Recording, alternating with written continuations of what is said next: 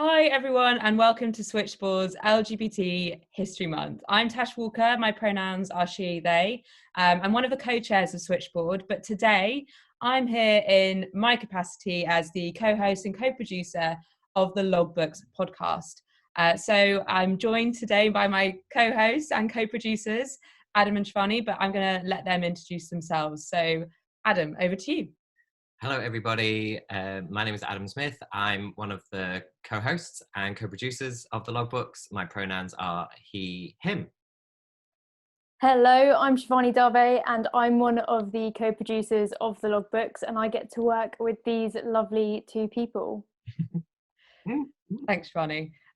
So we have been given a number of questions to talk through, and so we're going to dive right in. And I think, Shivani, you've got the first question. Yeah, it says season 2 of the Logbooks is just finished, which it has. You can listen back to all of them. We'll give you more information on that later. But this question says, can you give us an overview of what the Logbooks is? Yes. So it's an incredible podcast that shares the stories of LGBTQ plus life in Britain and talks about what it means to be queer today. The podcast basically uses the archives from Switchboard from when it started to 2003 when handwritten archive notes stopped being taken. And what we do is we comb through the archives and find the stories that we want to tell again. And we use voices from people who were around at the time, people like who you may know, like Lisa Power, and so many others, as well as people who may have never been involved with Switchboard or may have called Switchboard during that period of time, as well as talking to people who are sort of doing things today. So if we have a podcast episode on nightlife, for example, we'll look at nightlife back in the 80s and 70s, but we also look at what it is now and what it means to have that space for us in the present day. I think that's like the overview of the podcast. Yeah, that sounds great. Yeah, pretty good roundup. Thanks, Shiv. So over to you, Adam. Great. Hi again. I have another question, which is, what did you cover in season 1? Season 1 of the Logbooks podcast covered the years 1974 to 1981, and we covered a whole range of themes which emerged from the Logbooks at Switchboard in that time. The main things that people were calling Switchboard to ask about were things like nightlife, like oh my god, is there a gay bar in Leicester, and things like sex, like I've just done this thing and it hurt, is that okay? And also things like health, like where do I go to get my gonorrhea problem sorted, and then also home, such as I'm looking for somewhere to live, can Switchboard help? Those were in the days when Switchboard had a pretty big accommodation service, files and files of notes from callers and from volunteers about accommodation that was offered or accommodation that was needed. So those are some of the themes that we covered in season 1, and that was obviously the first season. So we spent quite a lot of time building up the idea and getting the format right before we even really produced it, and thinking about how we maintain confidentiality of the calls of the callers and the logs, and things like that, and doing all the research actually of finding lots of people to talk about those things, whether it's the former volunteers like Shivani said, or anyone else who had memories from those themes from that time. And I think one of my most interesting kind of favorite, in a weird sort of way, stories is about the police persecution of mainly gay men in cottages or public toilets where they were meeting to have sex, and they often called Switchboard after they had trouble there with the police because they got arrested and things like that. And that was something that I sort of knew about used to happen. I mean, it happened right up until the 90s, if not the early noughties.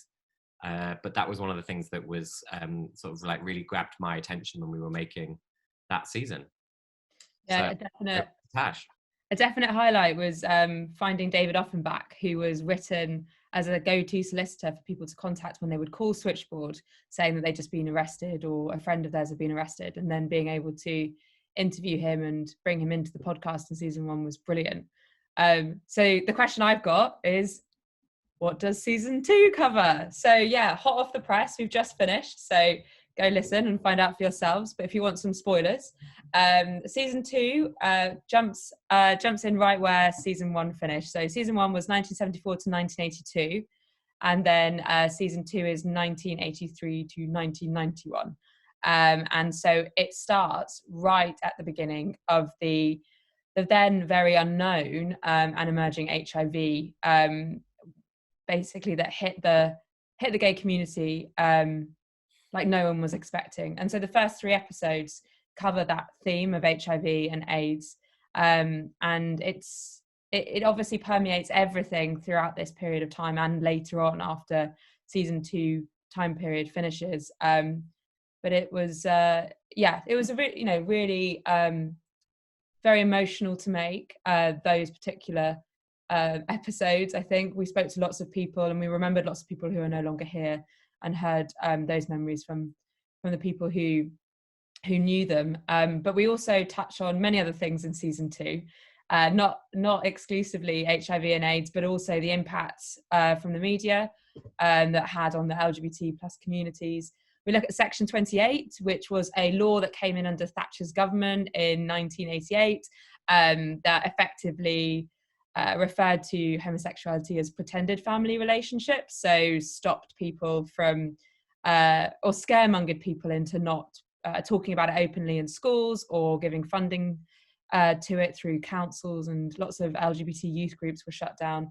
We also look at something fantastic known as the Dyke Marches, and hear about those relived memories from many people, including previous volunteer Diana James, who gets so riled up. I sort of felt like jumping out of my seat when I was listening to that interview with her. And, we touched on many other things, including people who came to the UK from other countries, why they did that, and something called lavender marriages a little bit. But it's a really, really fascinating period of time. There's so much jam-packed into all of it. And we've absolutely loved making it. For sure.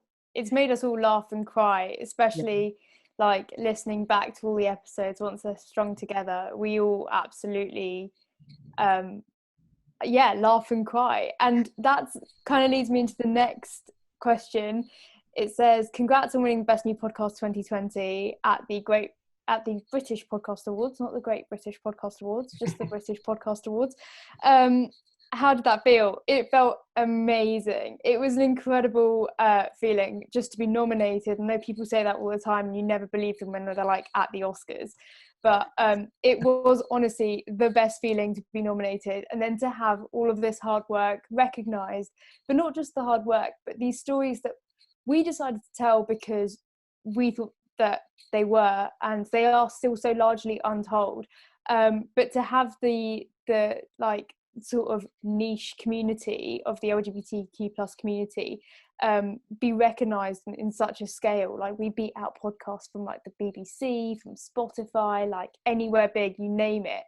And it just, I think, really made us all feel confident in what we were doing, because it showed that there was such a need for telling these stories and making sure that as queer people, our stories don't get lost and forgotten. So it was amazing, in a word. How did it make you feel, Adam? Just as Shivani said, it was just a real thrill, and it was this really kind of brief window when it happened in the summer, where we could sort of be together a bit more. I can't remember exactly what the lockdown rules or situation was at that time, but I definitely remember that Tash, Shivani and me like actually got together in a physical space, and so that we could watch the ceremony happen online. And it was a very complicated ceremony, and so it was just kind of like thrilling to watch it all unfold. Like there were presenters in a studio, and then they were jumping from one Zoom room to another Zoom room with different podcast award nominees, things like that. It was quite a surreal experience, but we were sort of together, and we had a few drinks, and we had some food and some party poppers and stuff like that. And then they announced that we'd won the award, and there was a knock at the door, and there were people there with an actual perspex thing, which was the award, and a camera in our faces. It was like Noel's house party back in the day or something like that. It was That's a great. throwback. Yeah, Forgot throwback. about Noel's house party. I Yeah, have no idea what that They is. used to do that on TV. They probably still do that on TV, where they just turn up at your house with a camera by surprise. I mean, maybe Yeah. not right now, but you know. Maybe they'll bring it back. I suppose it's more in line with social distancing. But anyway, moving on. Adam, you've got the next question. This question, I think, is going to be for all of us. It says, what are your favourite stories from season 2? So I'll start. Mine is probably George's story. George is an amazing, just an amazing person who describes himself, I think, as a 72-year-old out gay fairy queen who, and he's lived with HIV for about 35 or more years. He's had other health problems along the way, complications since then. He's still amazing with us and strong and everything, looking after his 3 little dogs at home. And he tells us the story of how he was in San Francisco in the sort of sex boom years of the late 70s, then came back to the UK in where he was originally from in the early 80s, and he's pretty sure that he brought back HIV with him, and so he has lived with HIV ever since then. I guess it's nearly 40 years. And he talked about living in Thailand for a period and meeting his partner, a person called Sam, and there's this gorgeous portrait of Sam in George's bedroom, and he talks about losing Sam to HIV, AIDS-related illnesses, and how he can still get strength today from thinking about Sam and thinking about his puppies and his art, because he's always had these absorptions, he calls them, which has helped him to stay strong over these decades, as he's been, mourning the partner and like living with his, with his own health complications. So he's just this amazing sort of like wise elder, who's gone through lots of things and has, I think, something that all of us can take away, And here is a clip from George from episode 1 of season 2. I'd seen so many people die, but of course to see your grand passion die in agony and degradation, as so many of us did in the bad days, was awful, yeah.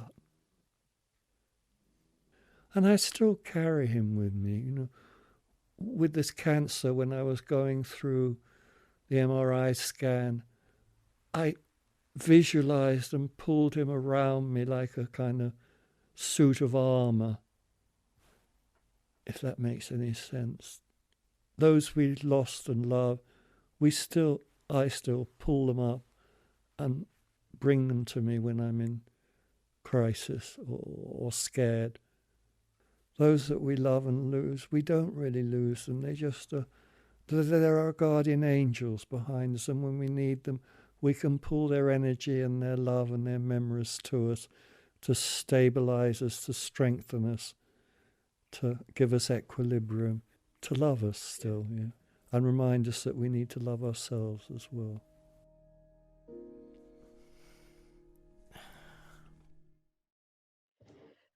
So yeah, if I was going to pick a story from season 2, I don't know. I think it's really hard to choose a favorite story. I don't think I can do that anymore. I'm too in touch with everyone. I feel like linked to the whole thing. But one thing that was really amazing to hear was something that I'd heard in the sort of Switchboard rumour mill in my time as a volunteer at Switchboard. And that was a sort of story about people coming to Switchboard to do a TV story, and then the members of the crew finding out that they were at Switchboard, which was a LGBT plus helpline. This is at the height of the HIV and AIDS epidemic, and the crew literally dropping their equipment and running. There are also stories linked to this, which are around the phones breaking at Switchboard, because we were getting so many calls throughout this period of time, and the BT engineers refusing to come and fix the phones for fear of catching HIV and AIDS. And so I wasn't sure how true these stories were or how real they were. And then, you know, through the work that we've done and going through the logbooks and opening those pages up and then speaking to the volunteers, all of these stories are very, very true and still as shocking as ever. So it's always quite, I don't know if rooting is the right word. It sort of gives you a real sense of perspective of what it must have felt like at that period of time, where the volunteers were combating so many things, so many external things, as well as providing all of that support on the phones. Plus, it's always great to hear stories from Julian and Lisa, who are, former Switchboard volunteers, who are just two of the best storytellers I've ever met, I think, as well as being amazing, queer pioneers with their work with Switchboard and beyond in so many other different ways. They're just such joyful, colourful, amazing characters, and it's such a thrill to have them on the podcast in their voices. Totally. So here is a clip from Julian and Lisa. To film in Gay Switchboard, as we were at that point, I think still, and the film crew literally got halfway up the stairs and realised that they were coming to Gay Switchboard, which was full of gay men, and they dropped their equipment and left and wouldn't come back into the building. And my memory, this may be embroidering, but actually my memory is that we held on to the equipment as ransom until they apologised. Like Tash said, it's so hard to choose a favourite story, but mine has to be from Sally, who introduces herself in the best way as a lesbian, a parent, and a vegetarian. And if that isn't enough to make you want to listen to more of what she's got to say, let me tell you a little bit more about her story, because Sally had the really difficult job of being a lesbian teacher when Section 28 was a thing. And Section 28, if you don't know what that is, basically meant that you weren't allowed to, as Tash mentioned earlier, you weren't allowed to sort of teach or promote, or really what it meant for people was they couldn't feel like they could talk about what it meant to be gay or bisexual or trans or anything that comes under the LGBTQ plus umbrella. So Sally was a lesbian teacher during Section 28 and really struggled with being able to support her students in the right way, but also even just to do her basic job, because she was a classics teacher. And if you know much about classics, there's a lot of homosexual stuff in that. Like it goes on, Sappho for one, but it kind of got in the way of her actually being able to do her job, and she struggled with that. And it was quite moving the way that she told us that Section 28 was part of the reason why she gave up teaching, which I found really, I don't even know what the word is to describe it. It was just a really mixed feeling of someone not being able to be themselves, not being able to be out, but also that getting in the way of their livelihood. And yeah, here's a clip from her so she can tell you in her own words. It wasn't the only reason, but it was a key reason in me not continuing to teach. The irony is that I trained to teach classics and English, and of course in classical civilizations you've got many, many references to homosexuality because it wasn't viewed in the same way that it was in our society at that time. So you're trying to teach a subject which had women like Sappho, it had Julius Caesar, Aristotle. A lot of the key male figures especially had male partners as well. So how can you teach a subject like that and not talk about homosexuality in its context? Okay, so the next question we've got here, we've sort of touched on this a little bit already, but it's good to speak about it specifically. You cover lots of very sensitive and emotional topics in season 2. Was this difficult?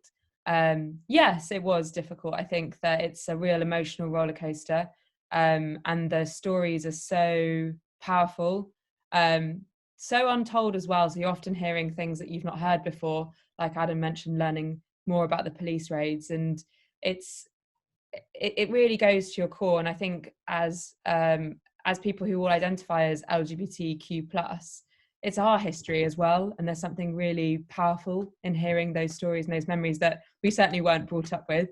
Adam and I specifically being Section 28 children, our entire schooling years falling under that umbrella.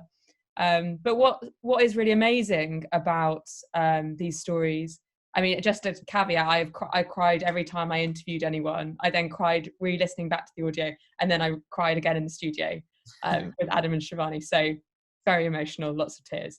But one thing that is amazing is the way in which all these wonderful contributors that we interviewed spoke about these stories, how they told those stories, how they shared them. There was just such strength in their words. There's such amazing lightness, and just they're just fantastic people, and it's incredibly powerful to hear them speak, being so open, so vulnerable, and so honest. But it gives you so much strength, and they're all our role models for sure. Adam, Shiv, do you want to? Yeah, I just want to add to that it can be difficult making the podcast because of everything that Tash just said, but I have a sort of specific experience of it where I think when I look back at the people who have lived before us and have managed to be out and maybe have managed to be very visible in one way or another, such as volunteering for Switchboard, it always makes me think of whether I would have been able to do that in earlier times. We don't have full sexual liberation and gender identity liberation now at all. But nevertheless, I am able to live fairly comfortably in my own skin, and in a sort of kind of, to the extent that I want to be public, making the podcast about this stuff. But I'm not sure in earlier decades whether I would have been able, to have the confidence and the strength that some of the people that were making the podcast about did. So that's a kind of part of the emotional roller coaster for me, is just having that self-reflection on, first of all, admiring and thanking those elders for being who they were, and then sort of questioning, not really questioning or pressuring myself, but just reflecting on myself and what I would have done and how I live now and everything like that. So yeah, interesting. Yeah, I think that's really hard though, because I also do the same thing that you do, Adam, where I think about whether or not I could have done what so many of these trailblazers did in their time. If I was around then, could I have done that? And I don't know if I could have, because I think so much of the work that they did actually allowed me to even be exposed to what it means to be queer or LGBTQ+, so that I probably wouldn't have, I came out fairly young. I started questioning my gender and my sexuality in my teens. I wonder if I would have even had the ability or the knowledge to start thinking about those things if these people hadn't come before us and done so in such a powerful way. And I can attest to what Tasha said. There's been a lot of tears in making this podcast. Sweat and tears, I would say. And of course, when we're talking about those elders, we're not only talking about the ones who were on a Pride March in 1974, right? We are talking about those people who are out and proud and loud and colourful. But we are also talking about the people who picked up the phone and rang Switchboard because something was going on for them, and that was a moment of courage and bravery to just say oh gosh, look, I feel that there's something in this, and I need to speak to someone about it to sort of make it real. And then all of the other people who are sort of even more privately living their lives and and trying to find bits of truth that they can cling on to in their lives. Like everyone who's come before us has paved the way, no matter what they've done. Yeah, for sure. Like, it takes me on to our next question slightly as well, because the question is, if you could choose one episode to recommend someone should listen to, which one would it be? I would say all of them. Twice. Twice, all of them twice. Make sure they're downloaded on Apple, Acast and Spotify. Really boost those numbers that we have up. Don't forget to rate and review us as well. I love this, dropping it all in. I think from what Adam was saying though, there were people who were sort of trailblazing, who were helping out the community from an ally perspective as well. One of the episodes that really hits hard for me is from season 1 actually, and Adam touched on it earlier about police raids and things like that going on in the 70s and 80s. And for me, what really struck out was the fact that there would essentially be honey traps and things for gay men predominantly, because I can't imagine something like that happening in the UK now, and I didn't live through this period, and it just makes me think of how far this generation of people have taken acceptance and rights for us to be able to live openly and out and engage with our community in such a public way. And that episode, I can't actually remember which one it is. Adam, do you remember? Episode 4, season 1. Season 1, episode 4. That episode had stories from someone who people would call up, so even if you weren't an out rainbow wearing trailblazer marching at the front of the Pride parade, it had people call up to Switchboard and say, this pub is, or this bar, this cottage, whatever, is getting raided by the police, or this is now a hotspot for where they're honey trapping, this is a place where it could be kind of potentially dangerous to advise people to go here for a night out or something, if they're calling you about where they should go. And those people, a lot of the time, were quite discreet about who they were. And in the 70s particularly, it was kind of important to be discreet, because you could lose your job and you could lose your family and you could lose a lot of things in your life. And so for people to be confident, brave enough to dial up that number for Switchboard and say, hey, look, just watch out for the other people, I think that's really brave of them. Yeah. Tash, do you have an episode that you'd recommend? It's actually so difficult, because I can't choose more than one and I'm being forced to choose just one. I'm going to caveat it and say all of them. The first 3 episodes of season 2 are, I still can't listen without crying, but those are 3 episodes, of course. So if I'm going to choose an episode for you to deep dive into, I'd go with episode 6, Right On Sister. This is an amazing episode for several reasons, not to blow our trumpet too much, but it encompasses quite a few things. And one thing that I think is really important when we reflect back on LGBTQ plus history is that we don't look at it with rose-tinted glasses, that we look at it with reality and look at it in parallels to what's happening in wider society, inside and outside of the LGBTQ plus communities. And this episode looks at several things, inclusive of the real issues around biphobia at that point in history, which of course are still very present today, transphobia as well, and also looks at religion and the difficulties that people have found growing up with religion, or struggling with religion and being LGBTQ plus. And I found, I think it's a really good episode that brings in and ties in a lot and shows how we are always evolving as a community, and we can really learn a lot from looking back at our past to help us move forward in our future. And it also made me sort of reflect on my upbringing as a young Catholic queer. So yeah, you give away quite a lot in that episode, Tash. Sorry. No, don't apologize. It's great to have the personal. Yeah, for sure. Well, yeah. I think if I were to recommend an episode, it would be episode 10 from season 2, Crude Form of Censorship, just because it is about things that are very close to my heart, which is like dirty material. Physically very close as well as yes. I mean, I am still doing monthly laundry in the lockdown. Yeah, so Crude Form of Censorship, episode 9, season 2, it tells the story of a raid by customs officers on Gaze the Word bookshop in 1984, and the subsequent charges and trials of the booksellers for selling works that were considered obscene.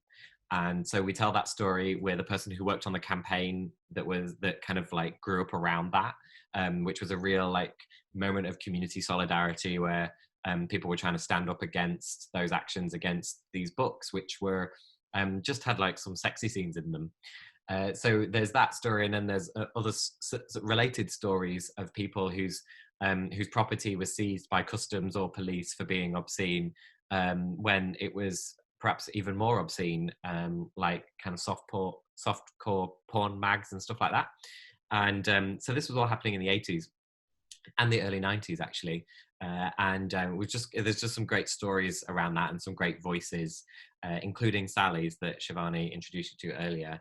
Sally's got a really good story about having a poster seized after she was trying to import it for very legitimate good reasons, but it was taken away from her because it depicted a supposedly obscene act. And I'm not going to give you the details because I'm sure you can picture it in your dirty minds.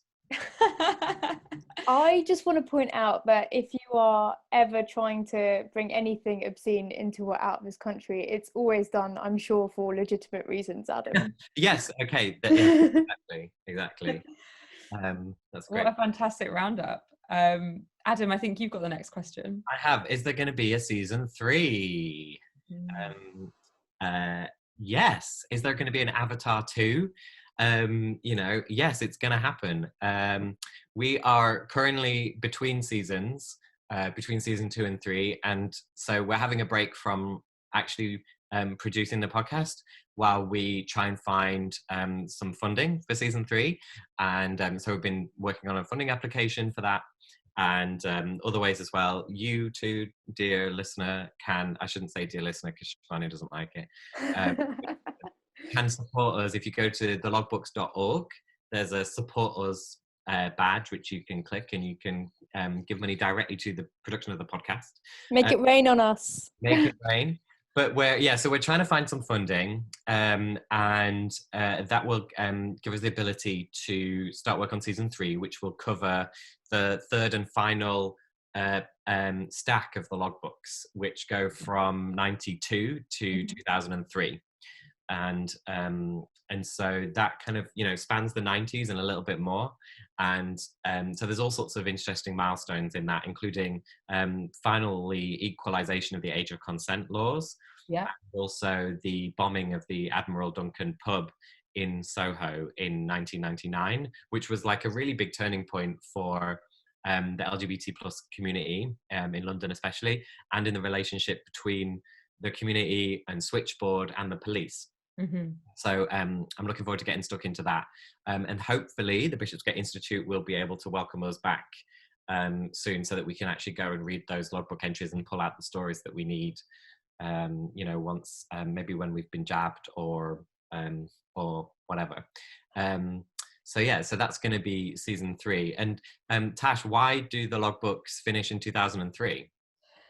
That's where Switchboard finally caught up with technology and got a computer and started putting those handwritten logs into a computer. So the logbooks continue, but it's a nice time for the podcast to end, because 2003 was, of course, when Section 28 was repealed, which is quite a shocking fact to many people. So there feels a nice synergy in that. And, we are still an operating LGBT plus helpline, confidential service. And so going anything further than that probably wouldn't be something that we'd feel comfortable with anyway, because of the sensitivity around it and, of course, confidentiality issues. But yeah, looking forward to season 3, hopefully coming out maybe later this year. No promises to be made. But maybe for those people who've joined us today, we could give them a lowdown on how they can listen to the podcast. Shivani?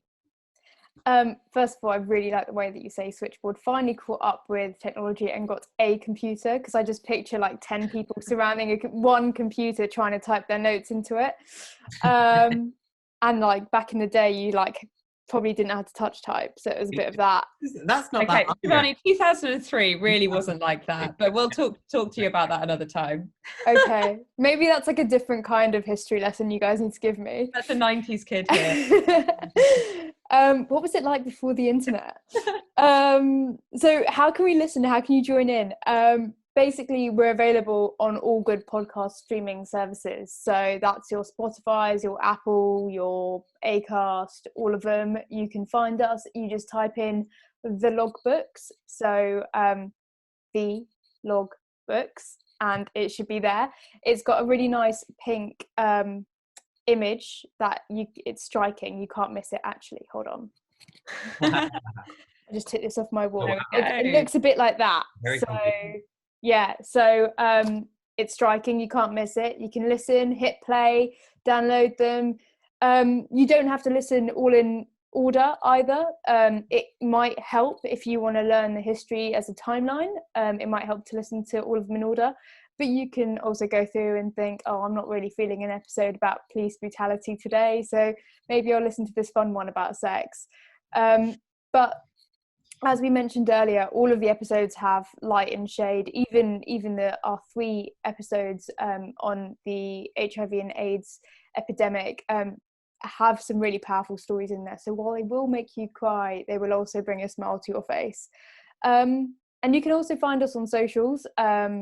You can find the 3 of us, or you can also hashtag the logbooks as well. And I think we check that hashtag quite a lot to see if people are actually listening and want to chat to us about the podcast. So we're always game to have a chat about it.